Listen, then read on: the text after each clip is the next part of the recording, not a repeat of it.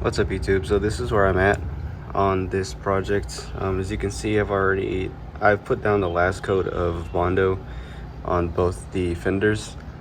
So now I just have to finish shaping them, get them smooth and square, then shoot a coat of primer over them just so they can at least, match. This is how they look now. It's got the opening. Just gotta shape that. And then as far as the inside lip goes, I know the metal's sticking out just a tad bit, but I have a Dremel at my house that I have to go get. So once I go get that, I can use the Dremel to smooth this down. So since this isn't the Bondo part, I can always do this last. So this is fine. So what I'm actually going to be doing is painting the inside of it black. So that way, when you're looking through, can't really see the metal that's sticking out and stuff. Just gotta smooth these down, prime them, throw them back on the car, and that's pretty much it. All right, so here's everything pretty much done. Everything's smooth, flat. I just have to prime these just to see exactly how they're shaped, and also when you prime these, it'll help you look for like small pinholes like this that you normally can't see with all this together. That's okay if you have these pinholes, because you can always go back with what is called glazing putty. It's basically just like red, this red soft putty that you just kind of squeeze into the pinholes and stuff, and the little any little scratches and stuff, and just fills it in. It's not meant to be used as body filler, so if you try to build it, it will fall apart. But they're perfect for pinholes and like thin scratches that you can see. But yep, so I just gotta go get prime these, see how they look, and go from there. Here's where we're at. I'm putting the fenders back on. I just primed them, and also I need to put them on because I gotta drive the car. So so they're going back on for now. It's not 100% complete, but it's pretty much 90% there. The other 10% is just fixing all these pinholes and stuff with glazing putty, but I can do that with the fender being on, and then just shaping some of it back, like this part right here.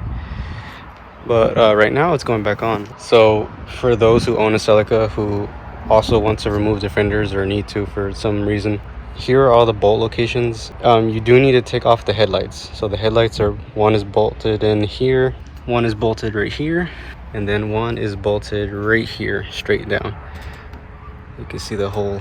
From the factory, you do need to remove the headlight completely, because there is a bolt that is right here that bolts the fender in, and it goes from the inside, so it's underneath the headlight.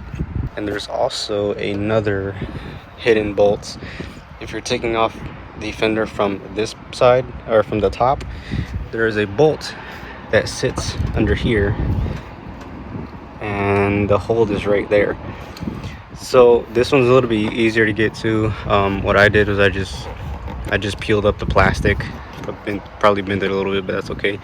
Or you can get a drill bit and drill a hole, so that way you can just stick the socket in there, or maybe just completely cut this plastic piece out. So I decided to leave this one out, leave this bolt out, as well as leave this one out, because whenever you go to remove the fender again, you'll constantly keep having to peel this up, or in the case that you cut this out, that's solved. But for this one, you constantly have to keep removing the headlight completely out to get to it. So it's only one bolt, so it doesn't really matter. I'm leaving it out for the time being. So all the bolt locations are one here, one under here, this one right here.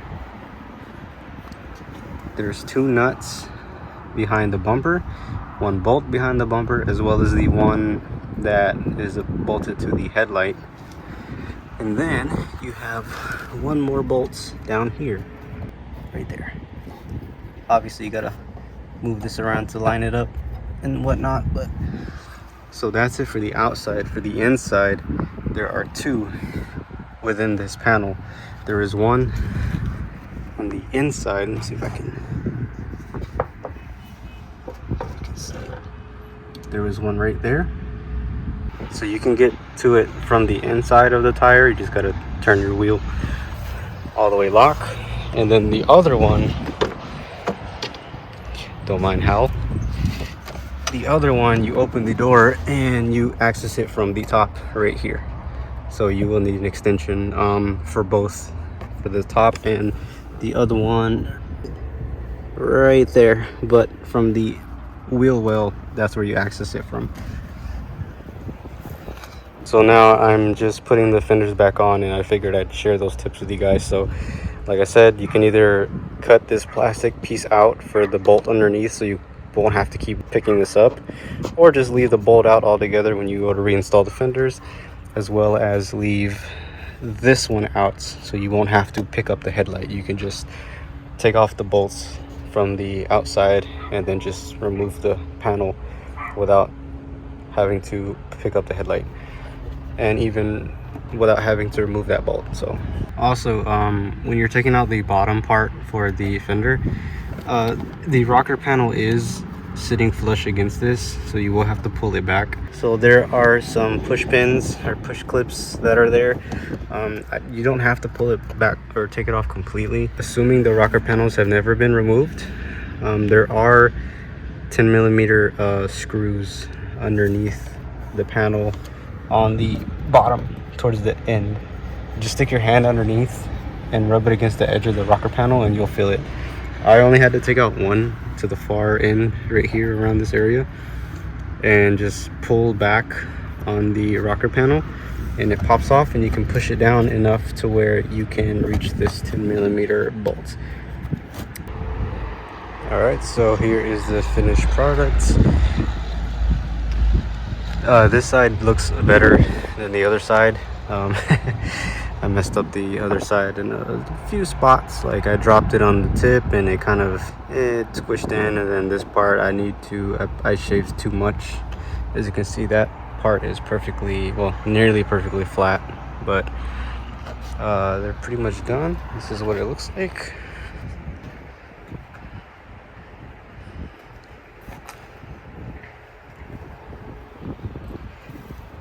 Super nice, subtle change. I did cut the vents, so they are functional. Will they work exactly? I am not sure. We'd have to see what exactly the vent opens up to. But this is a pretty cool little mod, I guess, because when you open the door, you can actually see it, which is pretty cool. Oh yeah, look, there's the vent right there. I can't really tell from the camera. Okay, that is the hinge. That is the hinge, so what you're seeing is actually that part. This, not sure if it's actually functional like on the GTRs, but it is a cool little feature. Definitely for now, one of one. As far as I know, I'm the only person that's ever made these for our cars.